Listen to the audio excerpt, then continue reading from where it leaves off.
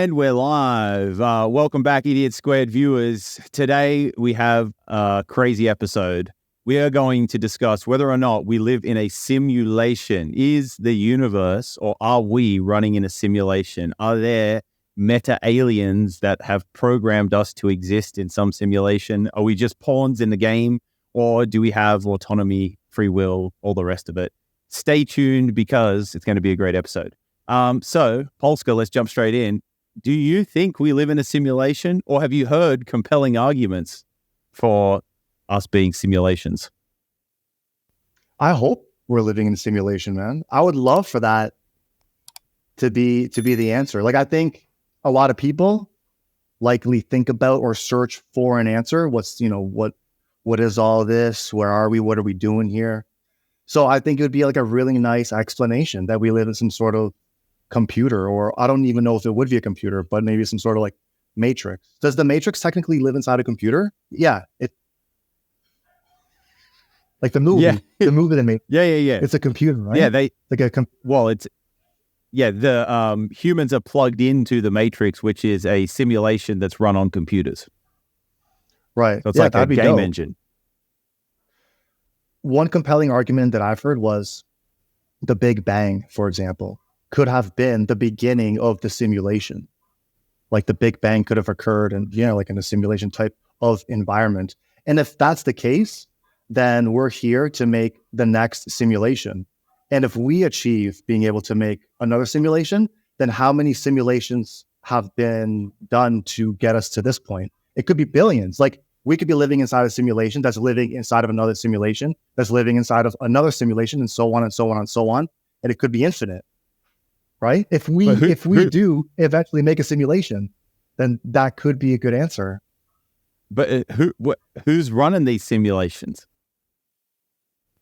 I just think it would be something that maybe we wouldn't really necessarily be able to understand, possibly, or it's just some sort of other life form that has gotten technologically advanced, like sufficiently technologically advanced, that they were able to create some sort of simulation. And who knows if they're actually plugging into the simulation or not. Like these aliens and UFO sightings that we're seeing, maybe those are just like aliens and UFOs from the simulation that created this simulation. And they're coming in to like, yo, don't fucking blow yourselves up, because this simulation took us forever to design. Like, you guys are going to fuck everything up. It took us forever to get here. You know what I mean? And they as well could be living in another simulation. So, do you think that they know that if they are living in a simulation, do you think they can know they're living in a simulation? It's quite possible that they don't, but I think they would be naive to think that they're not, because they themselves have created a simulation. Okay, once we create a simulation, then they'll definitely have their answer, because they'll be able to realize, wow, we created a simulation, and then the simulation created its own simulation. Holy fuck, maybe we're in a simulation too. Right? It would be, it wouldn't be a clear, but it would be it's a possibility. Trippy. Absolutely. So is there a reason why you think that, or like, you said you think it would be dope. Like, yeah. Why would it be dope, do you think, for you? So I could tell all these religious people to fuck off. Pissing me off, man. So I just tell them, like, yo, like, shut the fuck up. Jesus is dope, yes, but shut up already. Fuck. That is the number one reason you think it'd be dope to live in a simulation. I love that. It's also like a nice, like, it's also like a nice answer. It's like, cool. All right, that's it. We're in a simulation. Dope. Now I want to know who's running the simulation. Let's look at the next thing. All right, I'll play devil's advocate here. What if the religious people came back to you and were like, yeah, that's God?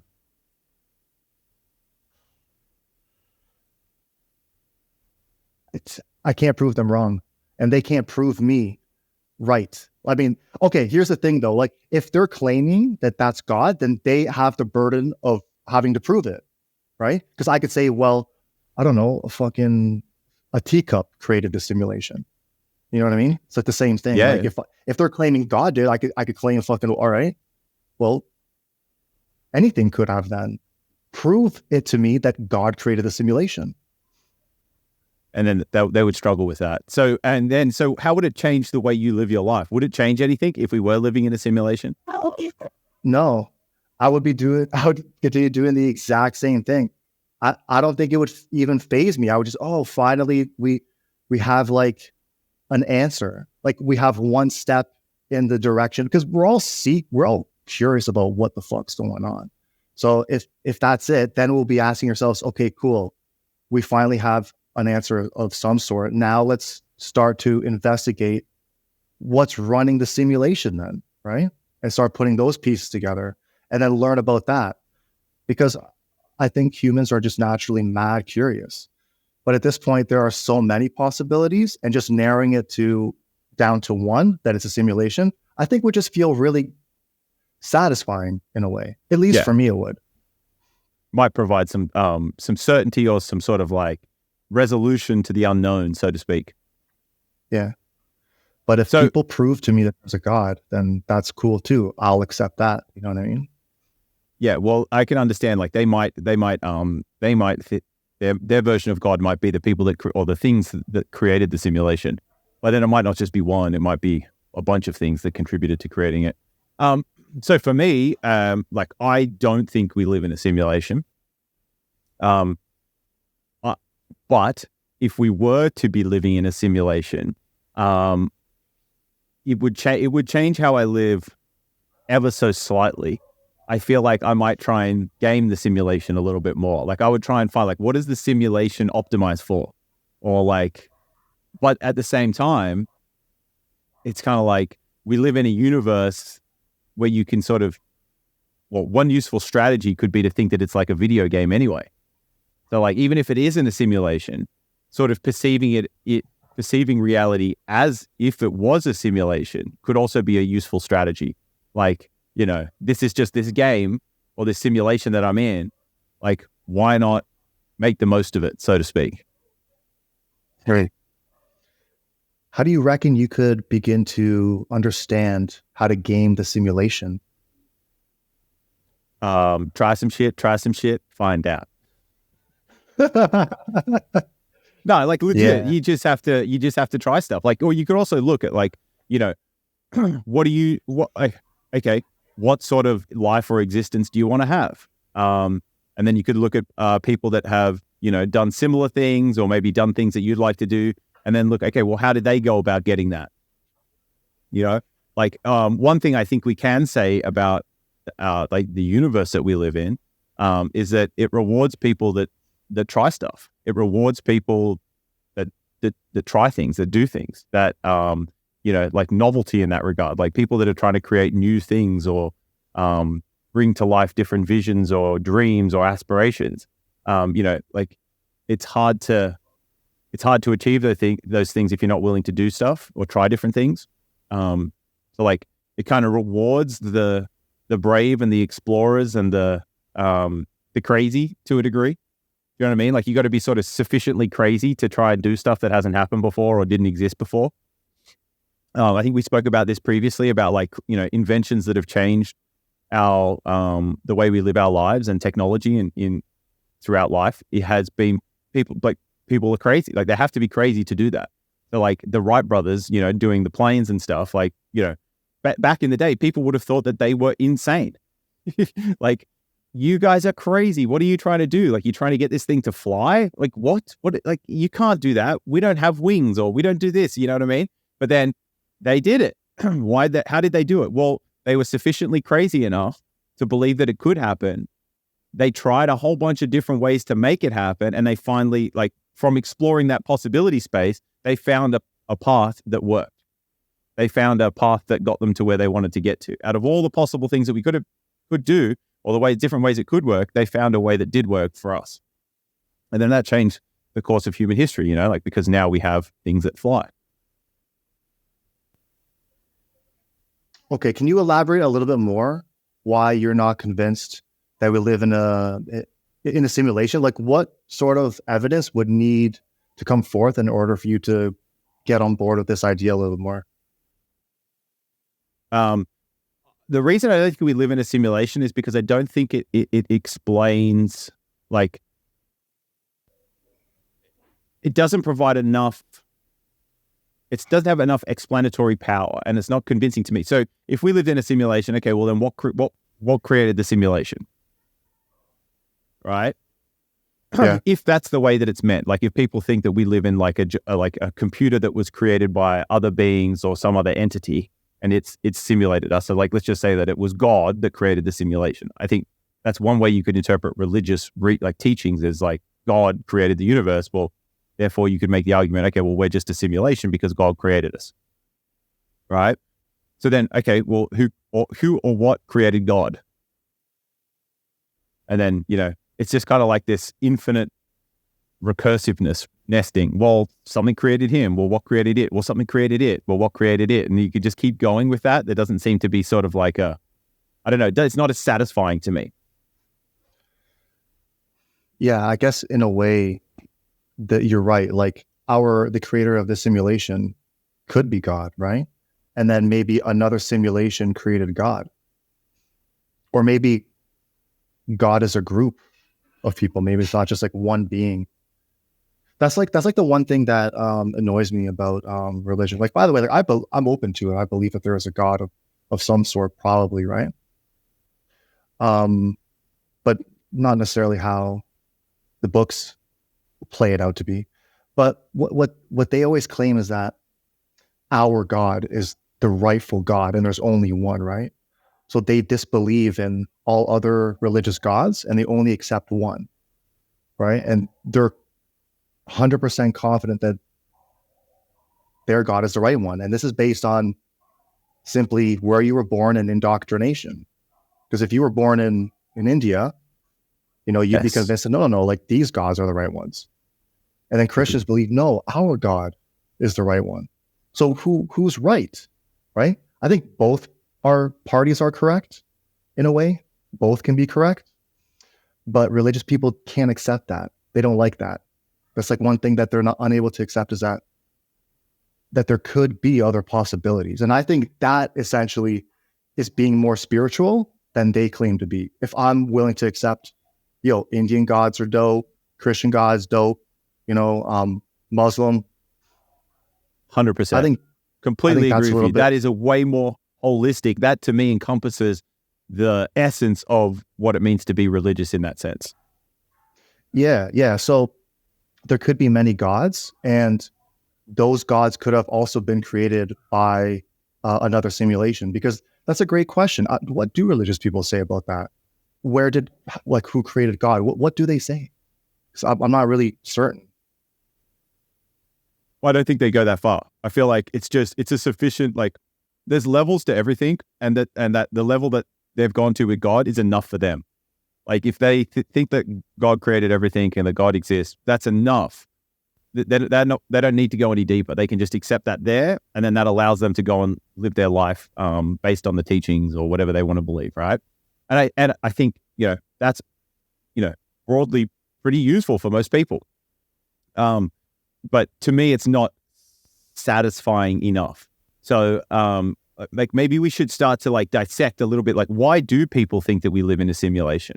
So I'll get your input in a second, but to my understanding, I think most of it comes down to the fact that we can model things pretty well computationally. Like, so we can model stuff that happens in the universe pretty well computationally. So we can model it via computation.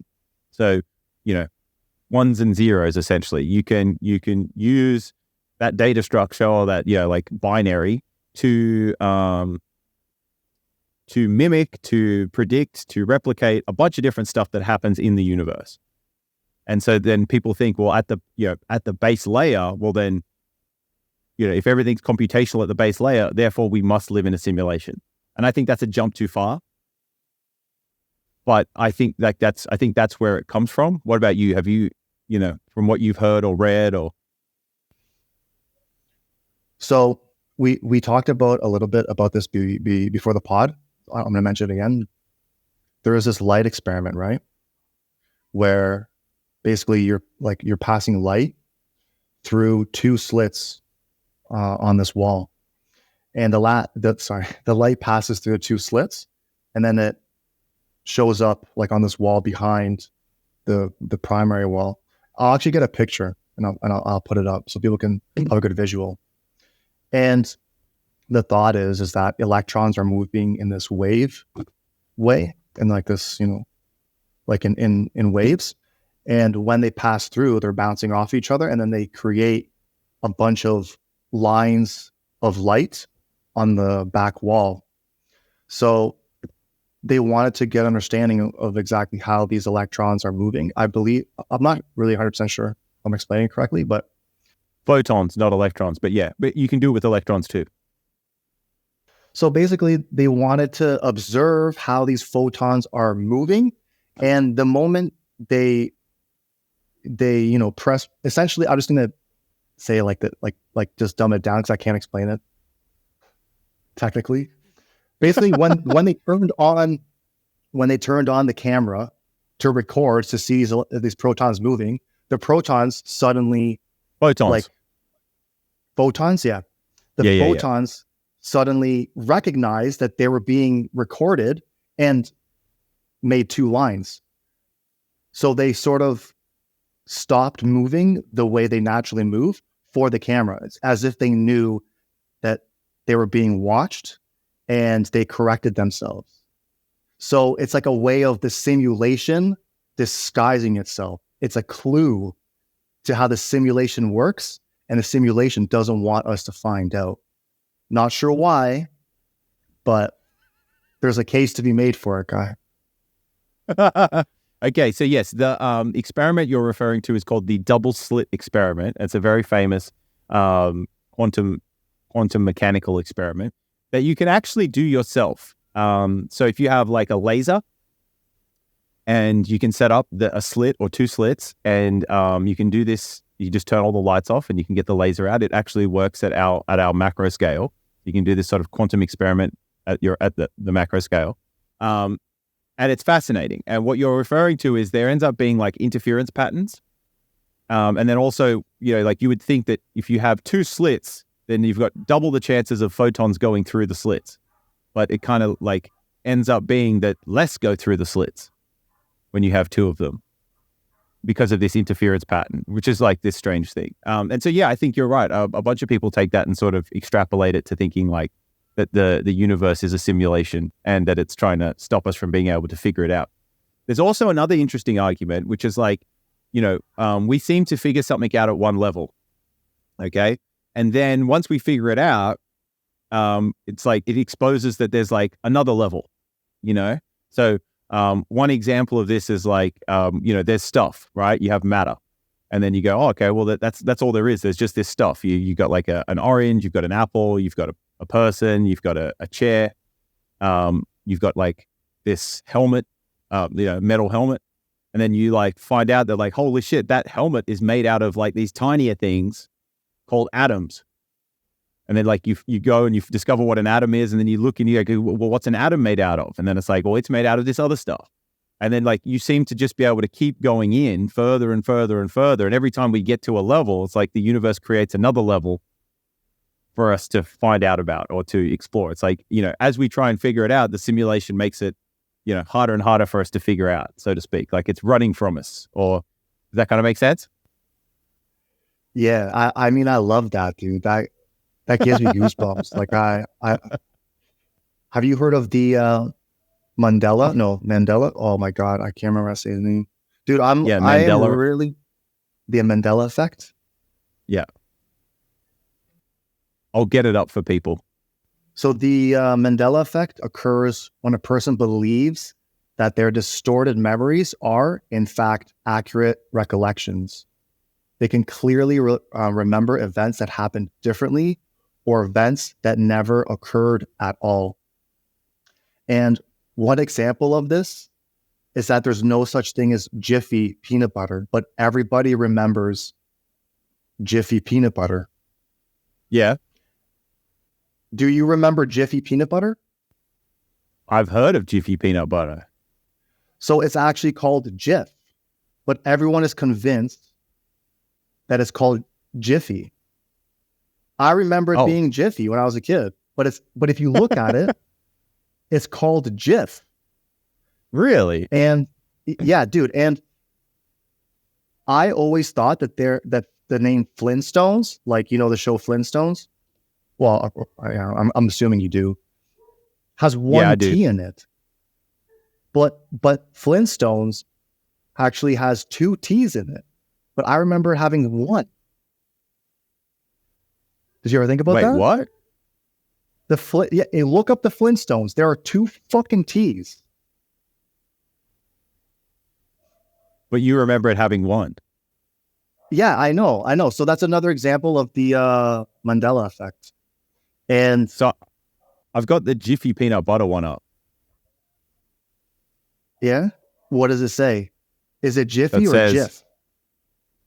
well, I've searched for Jiffy. We've got a thing here and it says, this is possible residual evidence. I was browsing YouTube and stumbled across this gentleman who claims to have found evidence of Jiffy peanut butter existing. It's a restaurant in Sacramento called Fanny Ann's, which apparently has a drawing of the Jiffy peanut butter container on their menu. What do you guys think? I personally used to remember Jiffy peanut existing before Jif years ago. So there's a video for it. Huh. So things like this make you think, okay, glitch in the matrix? Did the simulation Yes. correct itself? Did it change? Did something happen? It's curious, right? Sometimes you see these videos floating around about there's one I saw of a dog running and it just like glitches and it suddenly moves in a way that it's impossible that it could have moved. And it almost looks like a glitch in the system. But the problem is that it's a video and it could have just had a camera fuck up maybe, or it was edited or something. So it's not really like good, solid evidence, but it's cool to see like some of these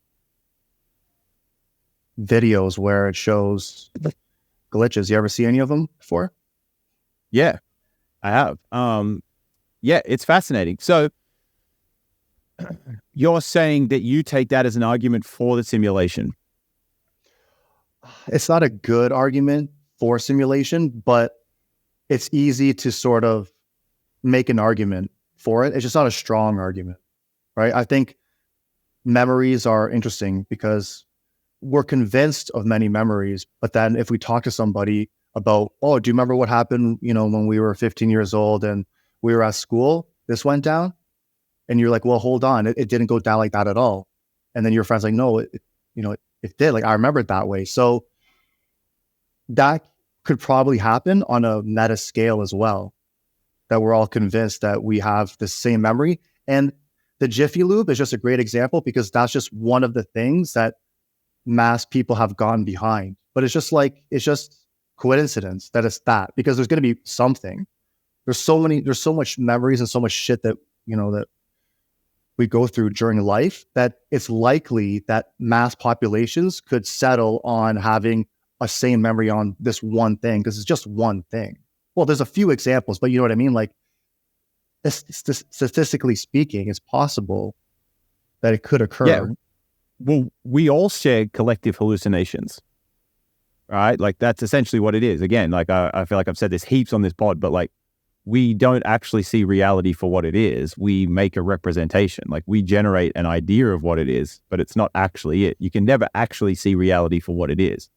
And so, yeah, like essentially all of everything is hallucinations in some sense. And like, yeah, collectively, we agree on a bunch of hallucinations. It's crazy that it's likely that could occur as well. Like, as dope as fuck as the simulation idea is, and I love all arguments for the simulation, right? We could also break down how they're not good arguments. So, and I think that's one of them. That's an argument for it, but I think it's a weak argument as well, just because, yeah, I think it's really likely that has occurred. Like what we were just saying, that it was like a mass hallucination that everyone has had with Jiffy Lube, Flintstones. There's some other really cool ones too. I'm trying to remember what they were. There's a one with the Ford logo. There's a Mandela effect with the Ford logo, where people remember it being one way and it's completely different. There's a few of them. I haven't gone down the rabbit hole for years, but I remember, like, years ago I went like got interested and found that Mandela effect and was like, what the hell is that? And then you remember. But one really important thing to remember is none of our memories are perfect, and everything that we observe is relative to us, like based on like our reference frame and everything else. So like what I see and what you see, like we could look at the same thing but see different things. So therefore our memories will be different. But then on top of that, no memory is perfect. Memories by definition are some like lower resolution or lower information representation of something that actually happened. Like there's just so much information and data action happening around us all the time. To make a memory of that, you have to shrink it down into a tiny little thing that can never really do the thing justice. So you're always having some lower dimensional, lower resolution, lower resolution experience or memory of that thing. Like a memory is never exactly what it was. It's only a subset of it. It's a condensation of it. It's a compression of it. Can you see this? It's just loading. Origins of the Mandela effect. All right, John, I'll read it out. The term Mandela effect was first coined in 2009 by Fiona Broome when she created a website to detail her observance of the phenomenon. Broome was at a conference talking with other people about how she remembered the tragedy of former South African President Nelson Mandela's death in a South African prison in the 1980s. However, Nelson Mandela did not die in the 1980s in a prison. He passed away in 2013. As Broome began to talk to other people about her memories, she learned that she was not alone. Others remembered seeing news coverage of his death, as well as a speech by his widow. Broome was shocked that such a large mass of people could remember the same identical event in such detail, which it never happened. Encouraged by her book publisher, she began her website to discuss what she called the Mandela effect and other incidents like it. Fascinating. It's crazy because I've also heard that he died back in the day, not in 2013. Even though we weren't around at that time, that's still like information that I've been given about Nelson Mandela. Yeah. So no, I agree. I had when I was growing up, I had some weird idea that he died like he was a martyr. And then I was like, wait, what? Nelson Mandela's still alive? And then passed away in 2013. So like, let's go into like what you think about all this, right? And I just want to preface with, I think that there is a model, a framework, a paradigm, a way of thinking and viewing things that has, some solid mathematical basis, uses a lot of category theory and stuff, that actually explains all of these things. And I would like to give a shot of giving my summary of this and how it explains it, but after we go through all of this stuff, okay? So let's keep going with this Mandela effect, and then I'll give you what I think the universe actually is and what all this might be. Okay, so with this Mandela effect, right? Essentially, the way I see it is okay. So different people have different memories of how things have happened historically, but sometimes it turns out that those things don't actually coincide with what we perceive currently. So that Mandela example is fantastic because people have this collective memory of him dying in a prison, but then it turns out he didn't. Like according to now, he didn't. He died in 2013. So how come they had that memory? What could lead to that? Could there be different histories of the universe? How do you pass that, or how do you interpret that? The only thing I have to say, Rubes, is going back to my previous point, that it's quite possible that we all can share in certain memories, like certain altered memories. It just so happens statistically that a mass amount of people can agree on having this one particular memory, right? Because there's so much shit that happens and goes on. So it's not impossible that could occur, just statistically speaking. It's an outlier, right? It's going to happen once in a while where then I think that's all I can say. I think it might be just as simple as that. So then what would explain people, like lots of different people, thinking that he had died and remembering that he had died, but then it turns out that he didn't? They're all collectively having the wrong hallucination? Yeah, they have mistaken information.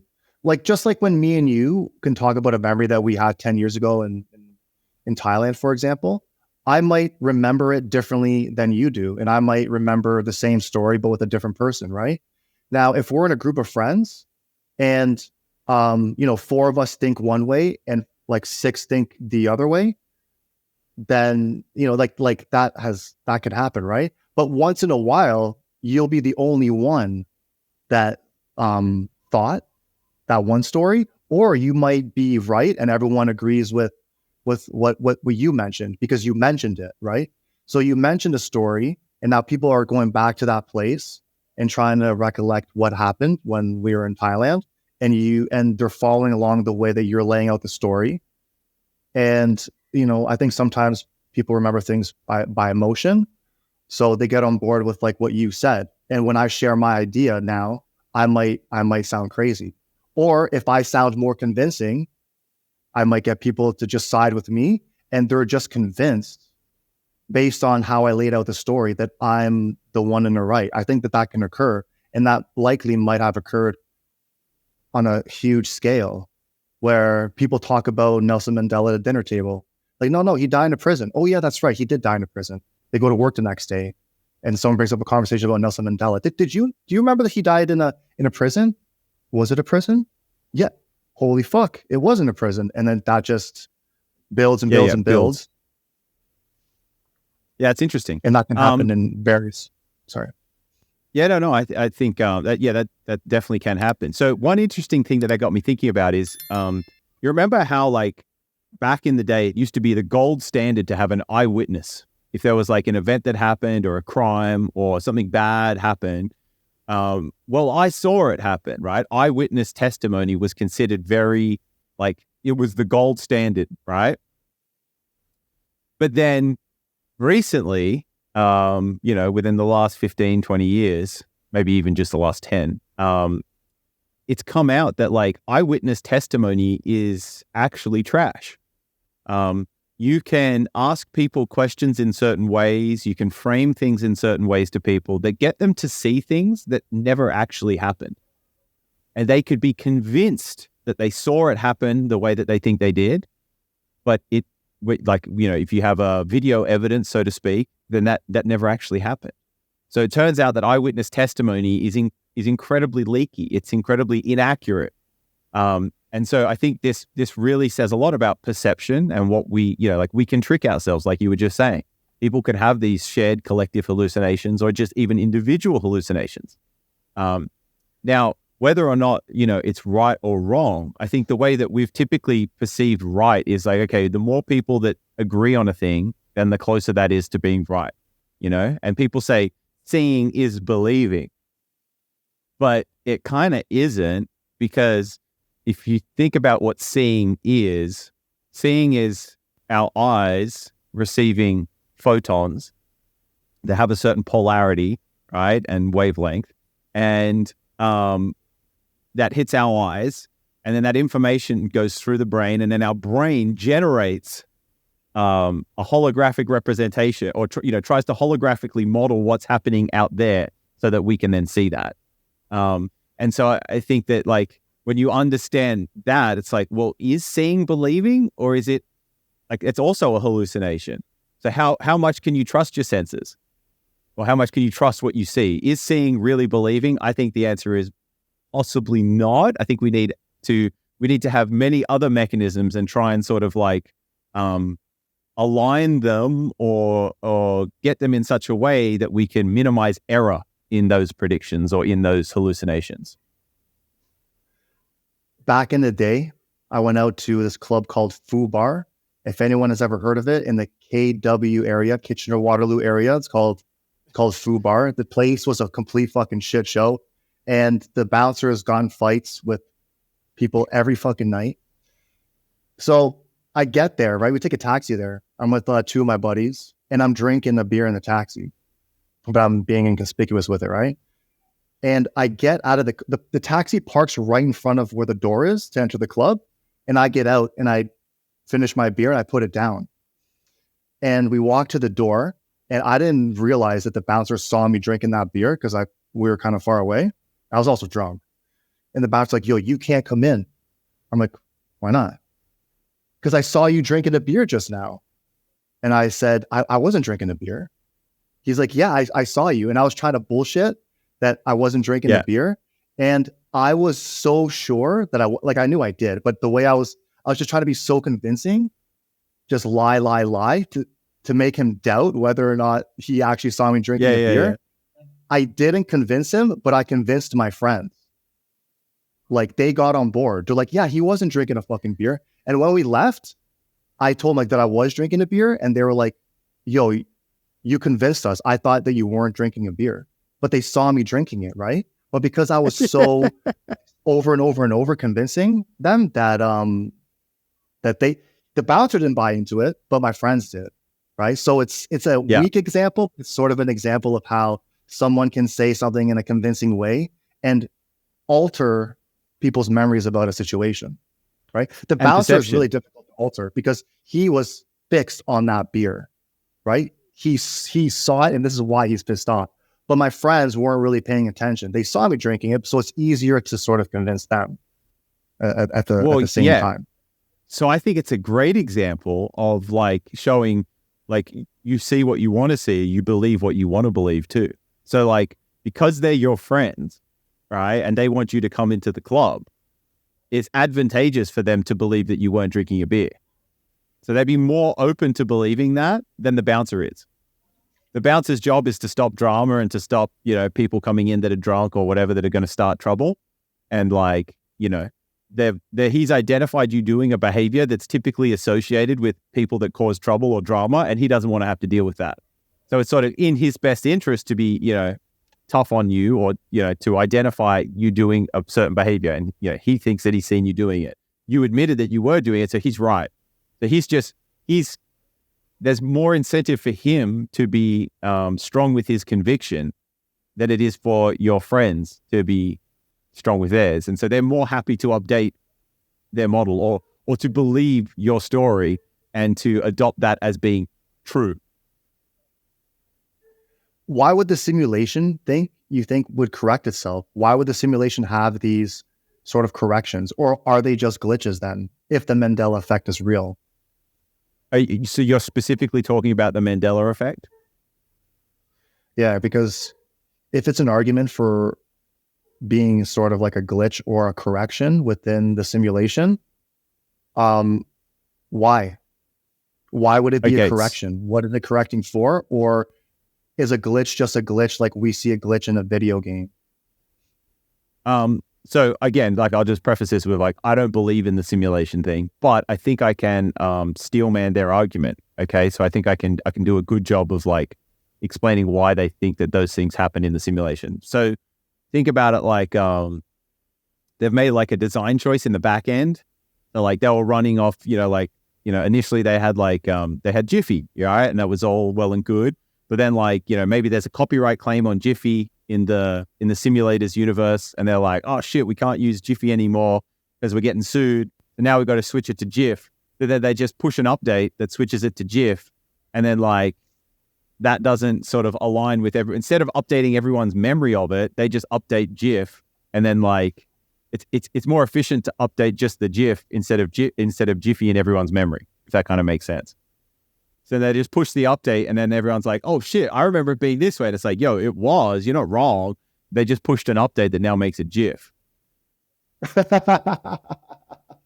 That's a good explanation, yeah, because it would be computationally inefficient to also try and change everyone's brains. But if it is a correction, they're sort of giving evidence to the simulation while they're trying to hide the photons. So they're doing a good job of hiding the photons, but not hiding these glitches by simply just doing a memory update at the same time. But maybe it's not possible to do a widespread memory update. Like maybe they don't have the power necessary to do that sort of update, or they just haven't gotten there yet. They're working on it still.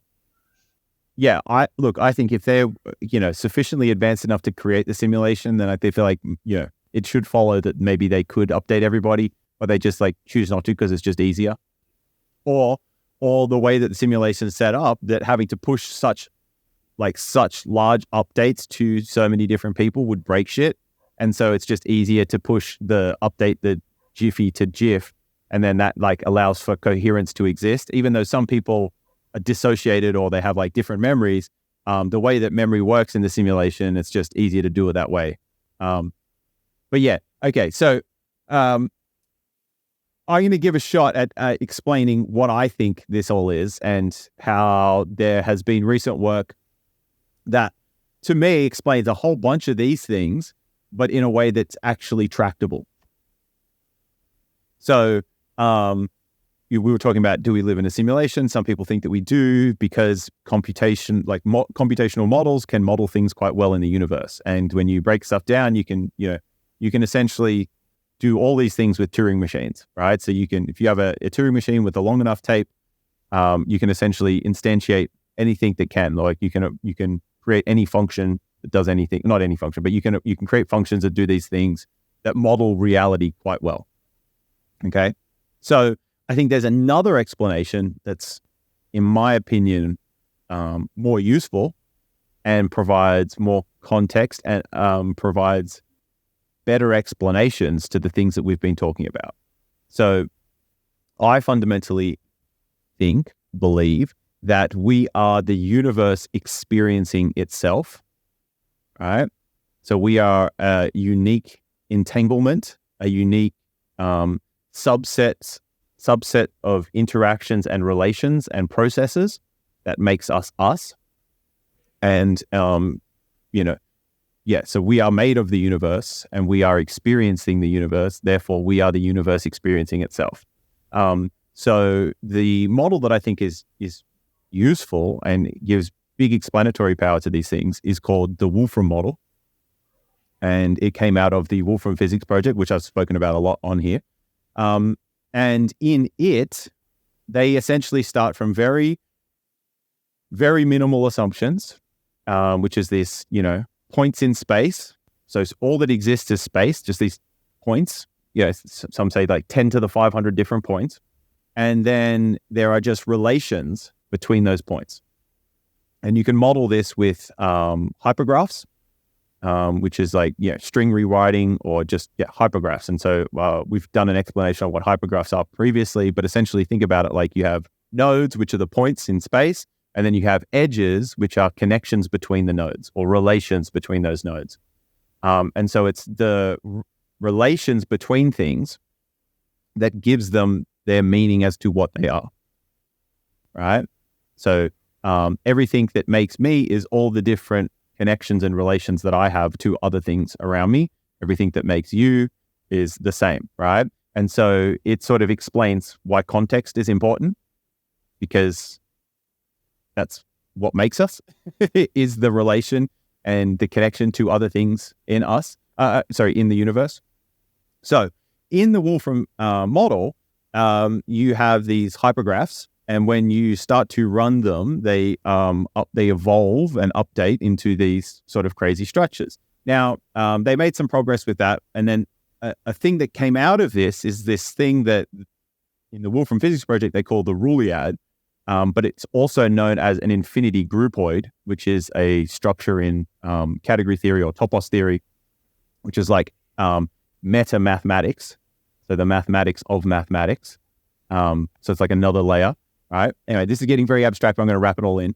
And so this Roolead is essentially all formal systems or any computation that can be, any computation that's possible exists within this Roolead. So the Roolead is all possible formal systems or computations that could be run, right, in theory.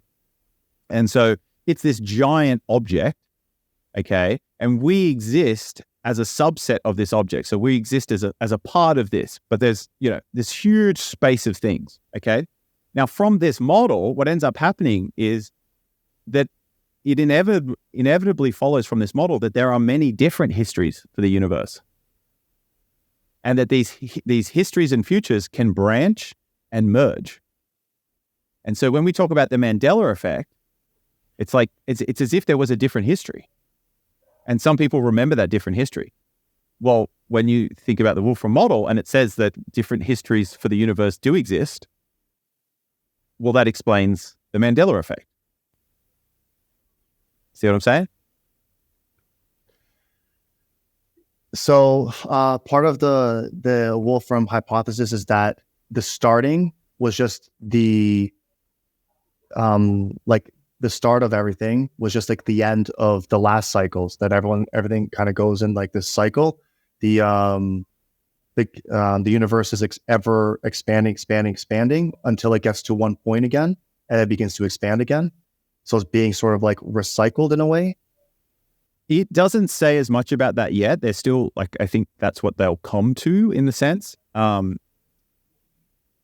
there are other, which is like eternal cyclic cosmology, which is like a Penrose thing where you start off with like maximally entangled state, which is like, the Big Bang, like just before the Big Bang was a maximally entangled state, right? Everything was like compressed into one thing. Everything was related to everything else, maximally entangled. And then from that, it starts to become less and less entangled. That's the expansion. And then it shrinks back down into another point where it becomes maximally entangled again and then continues to go over. So it's cyclic in that nature. I think that is possibly something that will emerge as being something about these models with the Wolfram physics as well. I really like that idea, actually. That's really cool that we could have like these intertwining histories crossing over each other and altering maybe, like the Mandela effect. Like, I think that's a really cool explanation for why that might occur. So in a sense, could it be like dimensions colliding? Is that the idea? No, not dimensions. So it is actually just, think about like, it's different sets of rules or different ways of going about something. So think about like a good example is if we bring it up to like our level, is if you say, okay, I'm going to, like, say you've got a certain amount of calories to eat each day, right? So it's like, 2,000 calories, okay? Well, if you eat 4 500-calorie meals, right? That's 4 different meals that you're eating. Or you could just eat 2 1,000-calorie meals. At the end of the day, you ended up eating 2,000 calories. So one was 4 meals, one was 2 meals, but at the end of the day, you ended up still eating 2,000 calories. So that's 2 possible paths that both ended up in the same point. So you can have these many different branches of history that end up ending in the same point. It was just different intermediate steps, but they both ended up leading to the same point. So the Mandela effect could be that there was these different histories, one where he died then and one where he didn't, but then they both end up ending in the same thing. And that thing was more probable or more likely, and then that's why we experience it the way that it is now. I like it. So essentially, just to break it down like really simple, there's 2 histories occurring simultaneously alongside each other, and there's like a cross effect. Is that it? Well, yeah, they can branch and they can merge. So you can have, there's many different histories that exist. And this is like, when you think of quantum mechanics, when with the double slit experiment, it's saying that, the photon follows all possible paths. That's essentially what it's saying. It's like there's all these different ways that it could go, and essentially the photon does go in all of those different ways, but we only end up observing it go in one way. So if we're saying that there are many histories occurring simultaneously, where is each history occurring? Because if they're separate from each other, where is each one? In the Roolead. And the Roolead is in one dimension. No, it's all of the dimensions. It's all of the dimensions. Right. But so these histories, because you said that they aren't occurring in different dimensions. I'm just having a hard time understanding how 2 histories multiple histories be occurring alongside each other, but not occurring in different dimensions. Like, how can it be occurring I'm not Think really sure about how it to ask the occurring question.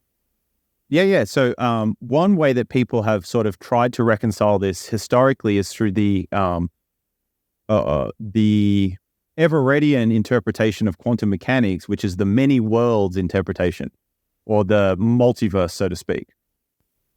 Think Yeah. about all these things happening simultaneously. And if you think about it, one very, coarse grained way to think about it is like, our experiences on this level, and then there's another level, which is, your different dimension, but we'll just say like levels. Okay. And there's all these different levels that are all the different histories or all the different current things that are happening, all the different things that could be happening at this moment. Right. And then it's like there's a resonant frequency between these different layers. And, you and I experience it through this certain resonant frequency. And that's why we perceive the things that are happening in our lives or whatever as the way that they are. And so you think about, there's an interesting sort of like thing you can go on is like, well, how do you get things that you want in life? Or how do you achieve the things that you would love to achieve in life? And it's like, well, you do these certain actions. And by doing these actions, you're increasing the probability that that thing ends up happening.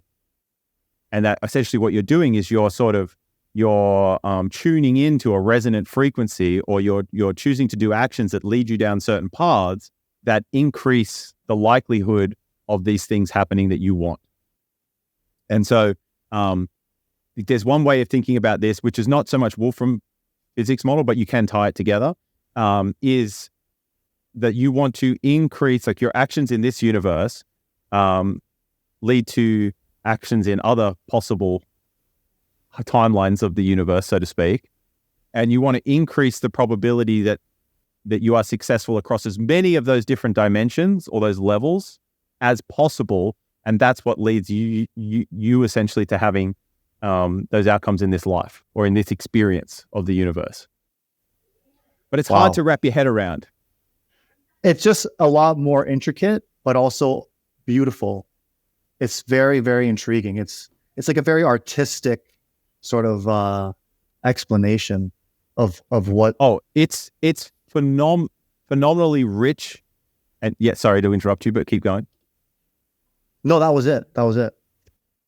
Yeah, it's incredibly rich, and it provides such beautiful explanatory power. It clarifies so many things. So I've got an example, and we've actually, funnily enough, have previously gone over this on our very first episode. It's a lot more beautiful, Rube. So I just want to mention this one thing, because the simulation explanation is really rudimentary. It's really, I don't know, it's one dimensional. It's almost too simple. It's too simplified, whereas things are occurring in the Rouliad and, multiple histories occurring simultaneously. And it's a lot more eloquent. It's a lot more complicated. And we know life is really eloquent and complicated at the same time. So it just seems more likely that would be a better explanation in comparison to just a simulation that humans could probably eventually create ourselves. Yeah. So I think the simplest way to sort of summarize what you just said is the simulation hypothesis provides little explanatory power. It's just like, oh, it's a simulation, because it explains everything in that one statement. It kind of explains nothing. Whereas with this, the Wolfram model, it provides significantly greater explanatory power. And it gives us a way to look and view things it's just so rich when you sort of wrap your head around what this means. So I've just got an example. It's actually a really, really elementary but very good example to sort of get your head around, right? So while it loads, this is a game of four square noughts and crosses, or tic-tac-toe, okay? So can you see my screen? Yeah. So at the top, we start with a blank board, okay? And then X can go. Now, there's four possible choices for where X can go. You see that? So it can go top right, bottom left, top left, or bottom right, okay? So there's four possible choices. So think it's branching into four possible histories, yeah? And This then is the from worst game each of of those... I'm seeing. It's a very elementary example. So then from that, depending on which one of these, if you're X, you choose, that sort of dictates what O can do next or 0 can do next, right? So do you see how if we go, say we go bottom right, okay, so let's say we go bottom right, then O can go top right, bottom left, wait, hold up, or yes, or top left, right? Yeah? Yeah. So 1, 2, and 3, okay? Yeah. Sort and of then like based on a that, reaction. well, this is the branching, right? Do you see how there are many different games that you can play from this? There isn't just one way to play the game, right? Yeah. When we play it, we end up playing it in one way. But there are many possible ways that it can be played. When we get down to the bottom here, we look at the final state, okay? So let's look at this one where there's zeros or O's in the right column, and then there's X's in the left column. Well, there's two different ways that you could have ended up here. Okay, you could have ended up here if there was two X's in the left column and an O in the top right column. Okay, but then you could also end up if there was two X's in the left column and then an O in the bottom right column. But both of those end up in the same place. So that's like that example I was just saying about, like, you've got to eat 2,000 calories for the day. One way you could do that is you could eat 4 500-calorie meals, or you could eat 2 1,000-calorie meals. But at the end of the day, you end up in the same spot. You ate 2,000 calories, which is you ended up in this spot in this board configuration. Does that kind of make sense? Yeah, absolutely. I'm following you so far, guy. I have a feeling this is going to get a lot more complicated in just a second here, though. Well, yeah, we don't have to go to that complicated part, but I'll just go down to some more examples. Okay, so this is for a 3x3 board, so the traditional tic-tac-toe or noughts and crosses. The board graph for all the possible paths is a 9-dimensional hypercube with 2 to the 9 or 512 nodes and 9 factorial, which is equal to 362,880 game paths, or in move layered form, this is what it looks like. Okay, so that shows you that when you have a 3x3 board and you have like binary, so 0 and 1 or X and O, just by a 3x3 board, there are like 362,880 different game paths. So do you see how from like just a couple of little things, you have this incredible, you have this explosion of possibility space? All the different paths. Yeah, going from like they're 2D all possible histories to 3D. Well, yeah, or just increasing the amount of things that you're interacting, you factorially, it's like, exponentially increases possibility space. So all of these different paths, right, are different histories, essentially. And you can think about that in life. Like, think about your life. Like, you can make a decision to do this thing. Well, then, that would change how you went about. Like, if you decided to be a fucking plumber guy, right, you'd be having a different life right now. There are many different choices you could have made along the way, many different paths that you could have gone down. And so, the many worlds interpretation of quantum mechanics kind of says, like, well, all of those different things are happening, but you're staying coherent with your history, that like you perceive there to be one thread of history, when in reality or in the rulia, there are many different histories, but you're just coherently recalling one history. Or like the whole idea of consciousness and being the observer like you is that you knit all of this into one coherent thread of history, even though there are many different threads of history happening. Guy, let's get the Idiots Squared podcast to cross over with the history that has us with, 5 million subs, guy. With 5 million. Well, okay, so yes, and the way to do that is fascinating, right? So one, it's believing that history exists, or that future exists, or whatever you want to imagine, right? And then doing the things that increase the probability of us merging with that timeline. Fuck yeah. Road to 5 million subs, guy. Got some work to do. If it's already out there we want to increase the probability that that's happening as a possible history or as a possible path in the multi-way graph. That's what we want. Because, there, in a sense, you can say that, like, if you literally interpret the many worlds, like, yeah, it's happening somewhere. We just want to get closer to it, or we want to merge with it, essentially. Fuck yeah, guy. Up the production. So does that? Yeah. Well, yeah. All of those things are possibly what increases the probability of us doing that. But with this, does that kind of make sense? That rudimentary example, that game of tic-tac-toe, I think is a really very simple way to kind of comprehend what's happening. You just have to be able to extrapolate or abstract that to the universe. Yeah, absolutely. No, that's a great example. Like I'm understanding a lot more clearly what you were saying, looking at that example as well. That's crazy. The Reuliad space. Yeah. Wolfram's the man, eh? Well, yeah. Wolfram and a bunch of other people, like Jonathan Garrard is a huge contributor. He is responsible for many of the big breakthrough and insights with the Wolfram Physics Project. He's kind of like the linchpin. He's one of the keys. He's got some fantastic papers that you can read about this. He has a brilliant paper with this guy called Xerxes Arsawala, and it's called, damn, I'm going to butcher the title. Something pre-geometric spaces. So like pre-geometric, like pre-space. What the hell is you know what I mean? Like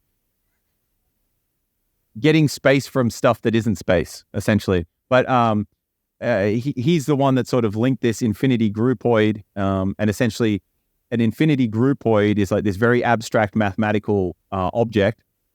But essentially it's like if you have a point, and then you have another point, and you have a path between that point. Okay. So, like in that game board, you have a one game state to another game state. There's a path that exists between them. Yeah. And then if you abstract that out, and then the path then becomes a point, right? So all the paths in the first level become points. Then you can draw paths between those points, and you can abstract it out so that those paths become points. And then you draw paths between those points, and you do that in the limit, you end up with this infinity groupoid, right? And then it so turns out that this infinity groupoid, the example he uses is it's like you have this ladder that you're building, right? So you think you're just getting more and more interconnected with everything, right? And then as you do that in the limit, you end up with this structure, the infinity groupoid, and then every layer below the infinity groupoid, every layer that was used to build up to it, inherits spatiality because of it. So when everyone's like, well, where did space come from? Well, that's one way to get space out of nothing, is this infinity groupoid structure. And that infinity groupoid turns out to be what Wolfram refers to as the Reuliad. That's a nice way of explaining that question when people say, okay, well, where did space start then? Like at the Big Bang, like what's that inside of, right? And what's that inside of? And what's that inside of? It's a nice way of shutting that all down and saying, no, it's not that things are existing inside of one another. So things are existing in this Reuliad space where it's like a continuous sort of cycle, or I don't know if I can say cycle, it's the space of all possible computations.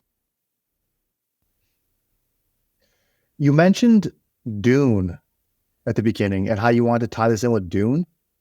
What was the connection with the movie Dune and the simulation? Do you remember? Well, yes. So it's a slightly different little tangent, but I just wanted to sort of explore this idea that we have, so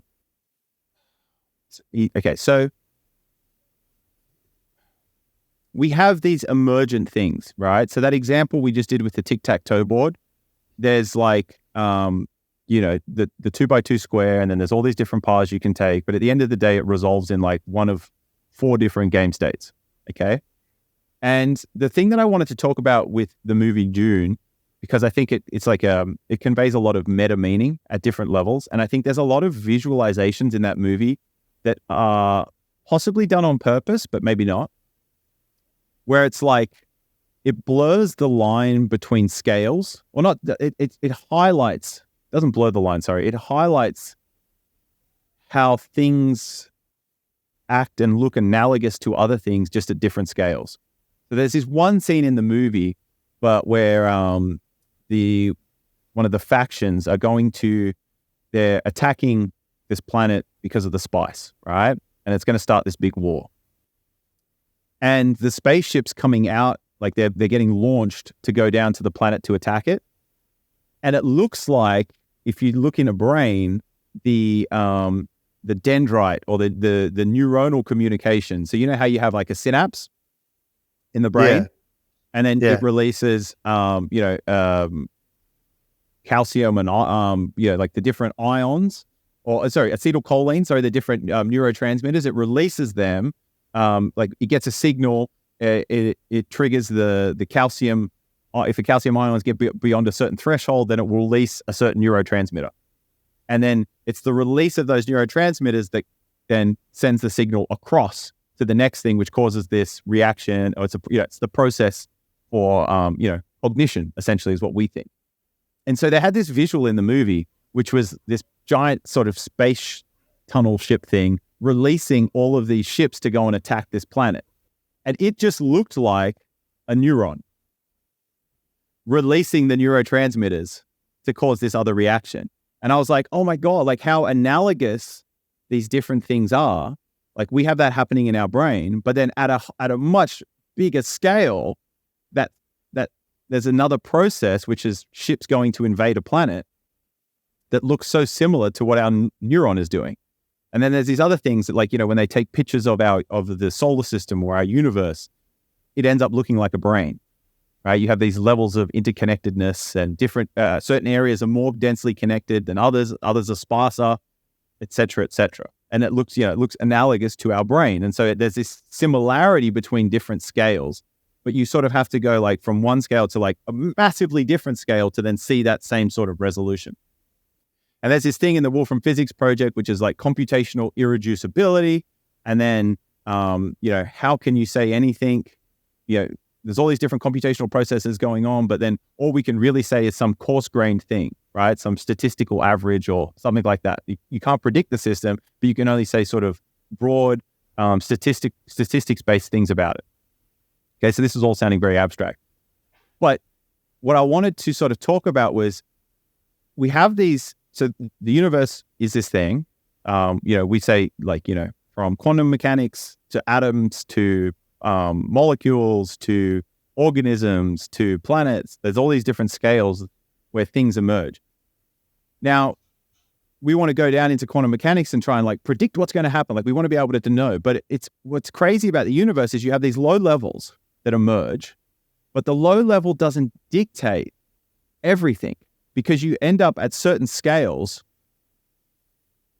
At certain scales, that scale controls what's underneath it. So like I was talking about with that infinity groupoid, you have this abstract concept where you're taking paths between points, and then you turn the paths into points, and then you make paths between those points, and then you turn those paths into points, and it's like just this recursive thing that you do, and you end up getting this infinity groupoid that gives you space, 3 dimensions essentially. And so it then controls every layer below it. And I think that you can see this in life with control structures. Like you have all these people doing all this stuff, then you end up with like a government. And then that government sets the rules, and that's sort of, they control what the people do within that, right? And so these emergent control structures that just seem to be inevitable. That's what I sort of wanted to link to, and that's what I sort of wanted to talk to with the Dune thing. But like, that's a heavy concept.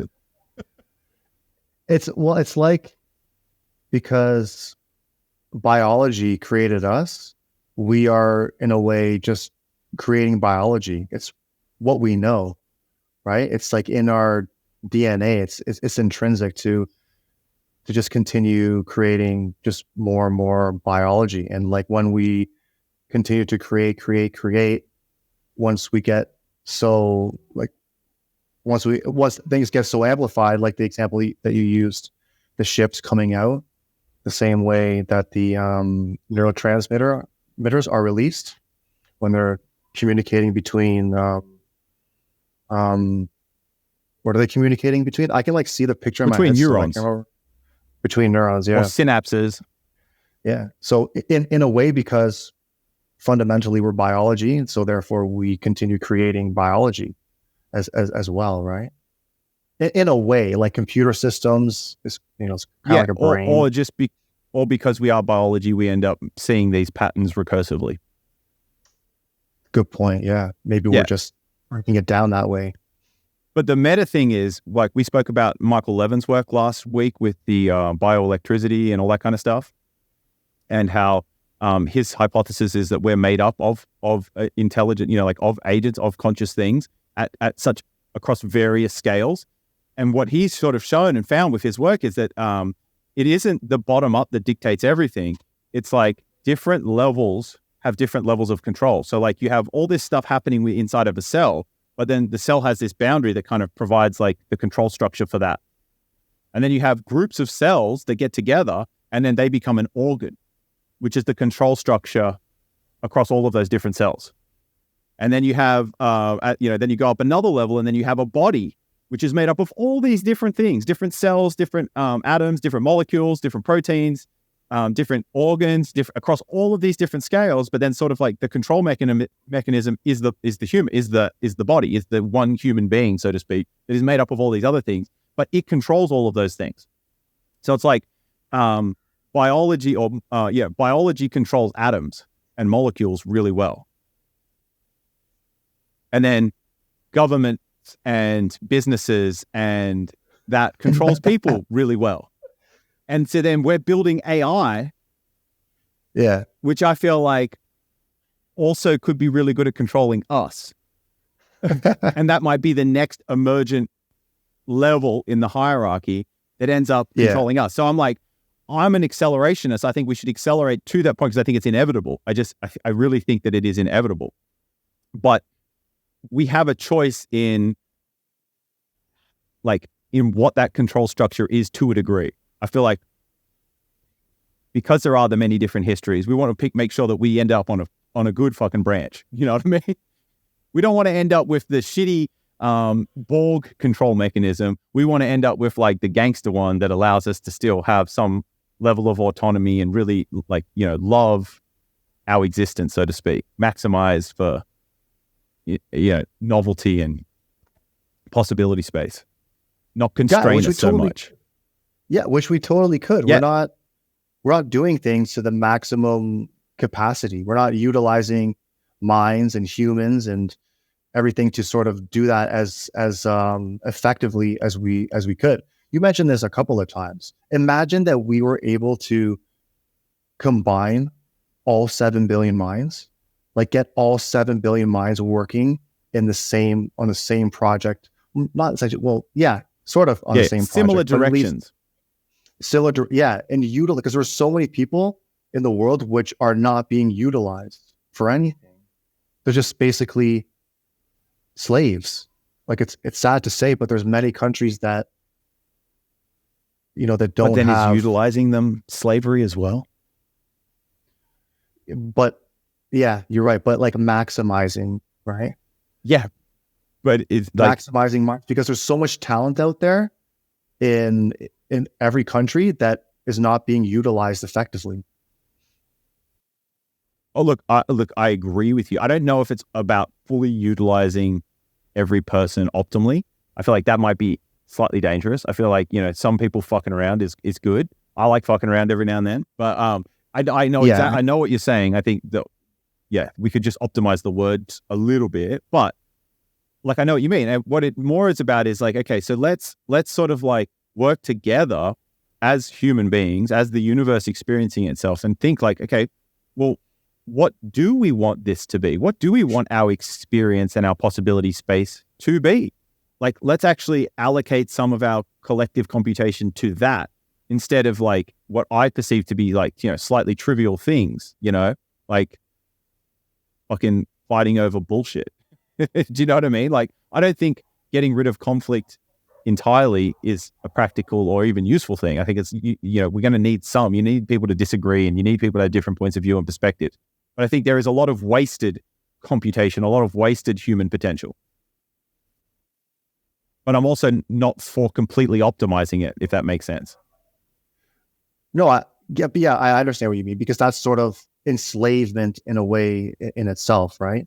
If you're Yeah. just concentrating on optimizing. No, you're right. There's this balance between work and personal life, and that's like to the most basic example, where you want people to sort of have time for their family and to do the things that they like to do, if that it be art or music or whatever hobbies that they wish to do, and not just solely focused on providing for the current system, which we have. Well, especially if that system isn't necessarily providing back for the people. Do you know what I mean? Yeah, yeah.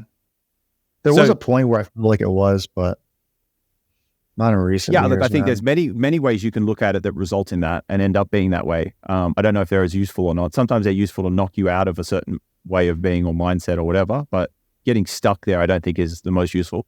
What I'm really, yeah, like there's this funny sort of across different scales, there's these emergent like scales that end up sort of having a control over the lower levels. That makes sense. And I suppose I think that this is inevitable because you just see it happen across so many different scales. Like we should be very mindful, and we should be putting more time and energy and collective human computation cognition towards sort of like thinking out, like as a species, as humanity, where do we want to go with all of this? Right? If we are the universe experiencing itself, well, what would we like that experience to be? What part of possibility space do we want to be able to explore? Because you can't necessarily explore everything, right? Like there will be some limits and some bounds, so to speak, and not one person can experience it all, so to speak. So we have to be kind of mindful about that. I just think at a global scale, that's not really a conversation that people are having. Even at a local scale, I don't think many people are necessarily having those conversations. Yeah, I don't even have an answer for you. I don't even know what that would be. I would have to think about it. Like, I think everyone has ideas of a utopia, but I mean, Yeah, I think that they're sort of, that's like very naive and sort of like, yeah, like, exactly. Yeah, utopia how? Yeah, exactly. I think there are ways in which you can have something that people loosely refer to as a utopia, but there's it's it's a tricky subject. It's a very tricky subject. I would just like there to be less control, and to actually have a free market where, mom and pop shops could still be around and be successful, and private businesses could still be successful, and that we weren't just going down this path of big corporations buying up businesses and combining, and less businesses actually being privately owned, and more just sort of corporations, and more control. So I'm going to tie that back. So I think that that's possible. I think that unfortunately, like because of time, it just depends on when you're existing, that it matters, right? So remember we were talking just previously about that the global cyclic cosmology, where it starts off, everything's really centralized, interconnected, entangled, and then it starts to expand, maximally expands, and then comes in again. So I think you can think about this sort of like, you mentioned everything's like the mom and pop shops aren't around as much anymore. It's getting consolidated to the big players, right? Like it's all sort of getting aggregated into one, like the one big player owns all of these things. People are talking about this in America with BlackRock and, the big investment banks and money managers owning so many of the houses, right? And like less and less people owning houses. So that's more like that centralizing, that ordering. Okay. So then that'll happen, right? And then there'll become a time when that breaks apart, and it'll start to become more fragmented, more distributed, more decentralized in that regard. But then you'll have centralizing times, then you'll have decentralizing times. And this is just like this Right. continuous cycle thing that we're going to go through, possibly for, forever. That's a great point. Yeah, it's an optimistic point, and it coincides with Wolfram's model as well, right? Or there's like expansion, then there's collection. Merging. Yeah. Branching, merging, that kind of thing. Yeah.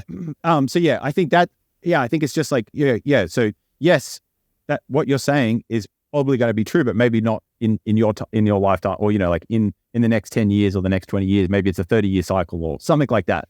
Maybe it's a 50-year cycle, or maybe it's, you know what I mean? Like, but there are these cycles. So yeah, right.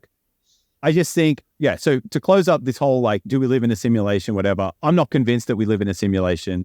I think that there are better and more useful explanations or models that have greater explanatory power beyond the simulation hypothesis. And I tend to pay more attention to those and enjoy trying to understand and explore those other than the simulation. Any closing thoughts on your end, Polska? No, guy. That was good, guy. That was sexy. That was a fun episode. All right. Well, thank you very much for staying with us till the end and tuning in. If it's daytime, have a lovely day. If it's nighttime, have a lovely night. Thanks for listening. Peace, love. Catch you later. Don't forget to subscribe, like the video, or don't and subscribe. Share it with your nemesises. Fuck yeah. Thanks. Bye. All right. Love you, bro. Peace. Love you too, guy. Bye.